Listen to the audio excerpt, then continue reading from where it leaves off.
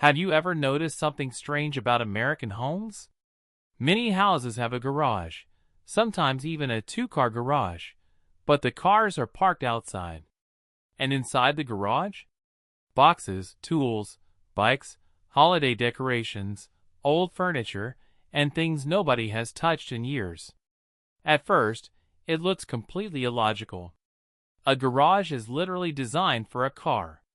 It has a big door, a concrete floor, and direct access to the driveway. So why would someone leave a $40,000 vehicle outside while protecting a box of Christmas lights? The answer is not just, Americans have too much stuff. That is part of it, but the real explanation goes deeper. It connects to American houses, consumer culture, suburban life, family habits, and the way people think about space. In many American suburbs, houses are much bigger than homes in Europe. But even when the house is large, storage is still a problem. Families collect seasonal items, sports equipment, tools, garden supplies, camping gear, and childhood memories they do not want to throw away. And the garage becomes the perfect in-between space. It is not fully inside the house, but it is not outside either.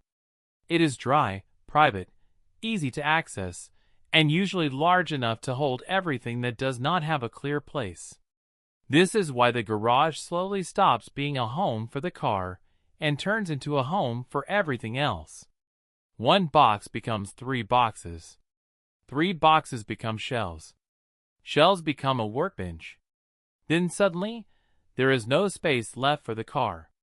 Another reason is that American life is very seasonal.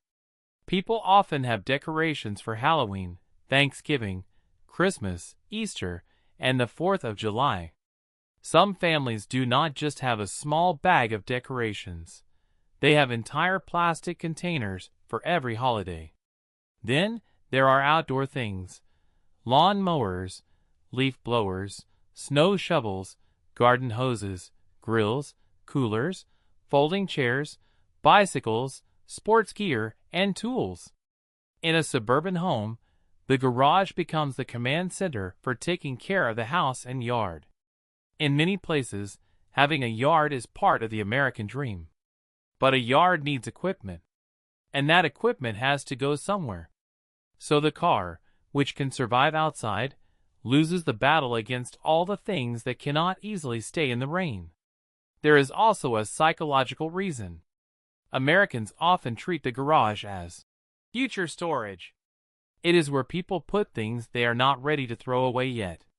Old baby clothes, school projects, furniture, electronics, boxes from moving, all waiting for a decision that may never come.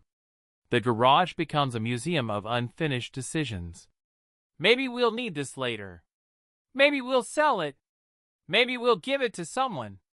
Maybe we'll organize it next weekend. But next weekend becomes next month, and next month becomes next year. Consumer culture also plays a big role. In the United States, buying things is often easy and relatively cheap.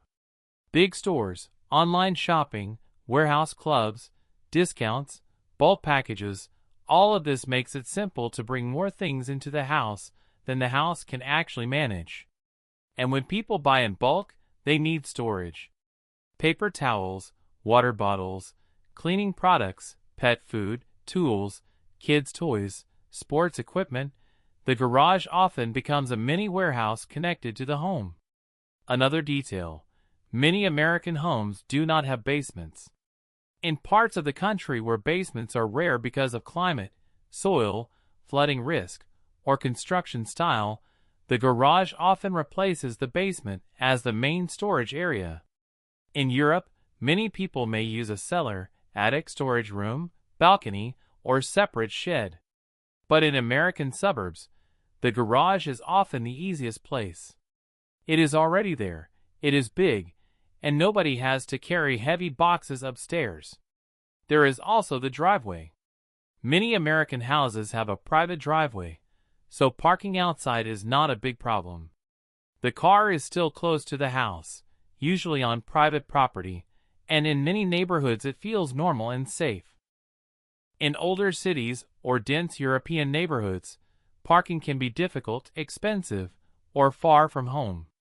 But in American suburbs, space is usually not the issue. If the car can sit in the driveway without much inconvenience, the garage becomes available for other uses. Weather also matters, but not always in the way people expect. In places with mild climates, leaving a car outside is not a huge concern. In warmer states, many people simply do not feel an urgent need to protect the car from snow or ice. But even in colder states, garages can still become storage rooms. People may scrape ice from their cars every morning while standing next to a garage full of boxes. It sounds funny, but once the garage is full, cleaning it becomes a major project. There is also the American hobby culture. Garages are not just storage spaces. They can become workshops, home gyms, music practice rooms, repair areas, craft spaces, or places for DIY projects. For many people, the garage is the most flexible room in the house. This is why the garage has a special place in American culture. Some famous companies even started in garages.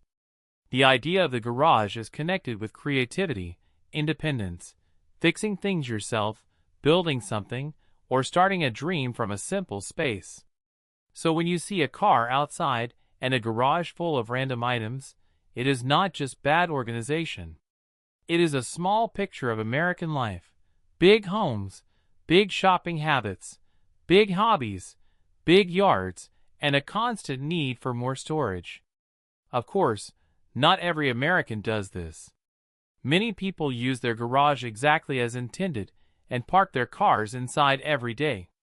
But the garage as storage habit is common enough that almost everyone in America knows what it looks like.